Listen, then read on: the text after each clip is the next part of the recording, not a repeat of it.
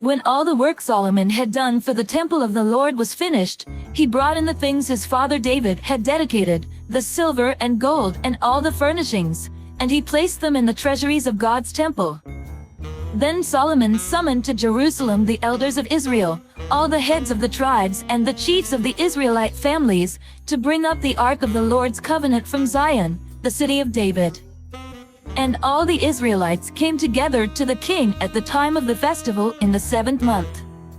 When all the elders of Israel had arrived, the Levites took up the ark, and they brought up the ark and the tent of meeting and all the sacred furnishings in it. The Levitical priests carried them up, and King Solomon and the entire assembly of Israel that had gathered about him were before the ark, sacrificing so many sheep and cattle that they could not be recorded or counted.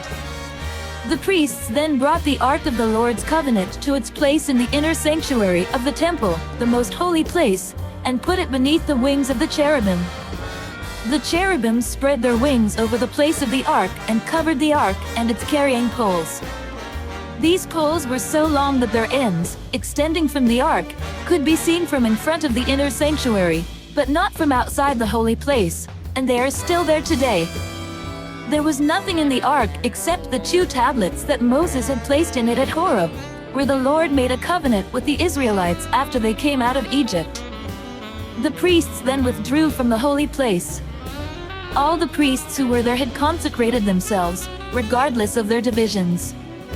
All the Levites who were musicians, Asaph, Heman, Jeduthun and their sons and relatives, stood on the east side of the altar, dressed in fine linen and playing cymbals, harps and lyres. They were accompanied by 120 priests sounding trumpets. The trumpeters and musicians joined in unison to give praise and thanks to the Lord.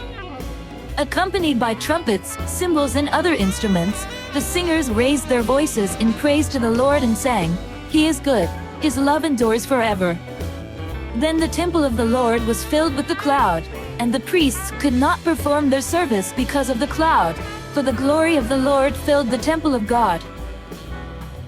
Come, follow me, and I will send you out to fish for people. I hope and I pray that the Spirit of God, the Almighty, is with you, and that His Son and His Holy Spirit bless you and your family throughout eternity.